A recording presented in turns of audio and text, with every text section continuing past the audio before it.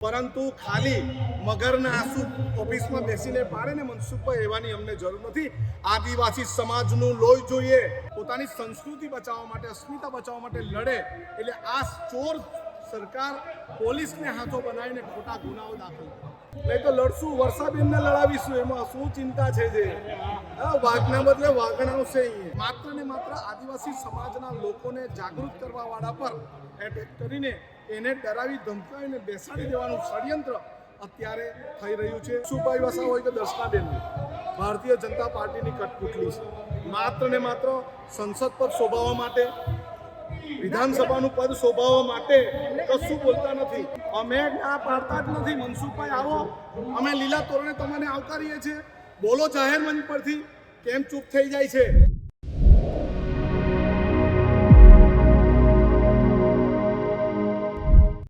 જે રીતે છેતરભાઈનો અત્યારે સમગ્ર કેસને લઈને વિવાદ છેડાયો છે, ત્યારે બહુ જ મોટી સંખ્યામાં અહીંયા આદિવાસી સમાજ ભેગો થયો છે. ત્યારે એમના એક સાથી મિત્ર આનંદભાઈ પટેલ અહીંયા જોડાયા છે. આનંદભાઈ, જે રીતે છેતરભાઈને સજા પડી છે, આદિવાસી સમાજ જોડાયો છે. આદિવાસી સમાજના કોઈ પણ લડાયક નેતા પોતાની જળ જંગલ જમીન માટે લડે, કોઈ પ્રોજેક્ટના વિરોધ માટે લડે, પોતાની સંસ્કૃતિ બચાવવા માટે, અસ્મિતા બચાવવા માટે લડે. એટલે આ ચોર સરકાર પોલીસને હાથો બનાવીને ખોટા ગુનાઓ દાખલ કરે. એના દાખલાઓ તમને ભર ગુજરાતમાં આદિવાસી સમાજ પર ઘણા બધા મળશે. અને એવા ધારાસભ્યો પણ છે, કરોડો રૂપિયાની જમીન હડપી ગયા, કરોડો રૂપિયાના નરેગાના કૌભાંડો કર્યા. અને એક ધારાસભ્ય તો ભાજપના એવા પણ છે જેણે ગાંધીનગરમાં બળાત્કાર કર્યો. એને હાઈકોર્ટે કીધું કે એના પર કેસ દાખલ કરીને પકડો. તે અત્યારે છૂટા દોર ફરી રહી છે. માત્ર ને માત્ર આદિવાસી સમાજના લોકોને જાગૃત કરવા વાળા પર એટેક કરીને એને ડરાવી ધમકાવીને બેસાડી દેવાનું ષડયંત્ર અત્યારે થઈ રહ્યું છે. એના કારણે સમગ્ર આદિવાસી સમાજ ચેતર વસાવાની સાથે છે.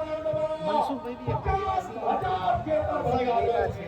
ખાસા સમયથી અહીંયા 7 વર્ષથી આપણું શાસન. મનસુખભાઈ વસાવા હોય કે દર્શનાબેન, ભારતીય જનતા પાર્ટીની કઠપુતળી છે. માત્ર ને માત્ર સંસદ પદ શોભાવવા માટે, વિધાનસભાનું પદ શોભાવવા માટે કશું બોલતા નથી. આવો, અહીંયા ખુલ્લું મન છે. અમે ત્યાં કોઈને ના પાડ્યા, અમે ના પાડતા જ નથી. મનસુખભાઈ આવો, અમે લીલા તોરણે તમને આવકારીએ છીએ. બોલો જાહેર મંચ પરથી, કેમ ચૂપ થઈ જાય છે?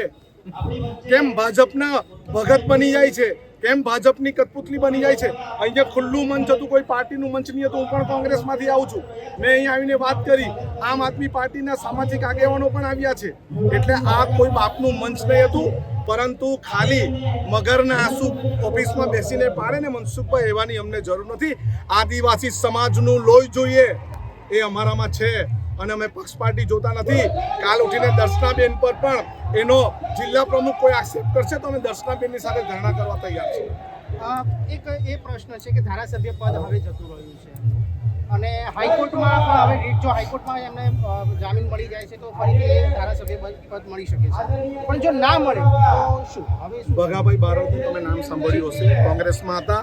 એમના પર પણ ગુનો દાખલ થયો હતો. હાઈકોર્ટમાં ગયા, સ્ટે મળી ગયો અને પાછું એમનું ધારાસભ્ય પદ જળવાઈ ગયું. નહીં તો લડશું. વર્ષાબેનને લડાવીશું, એમાં શું ચિંતા છે? જે વાઘના બદલે વાઘણ આવશે.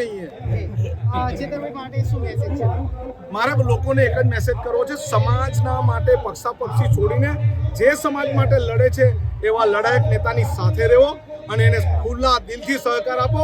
આદિવાસી સમાજની જળ જંગલ અને સંસ્કૃતિને બચાવો. આ જ આપણું અભિમાન છે અને આ જ આપણી માટી છે.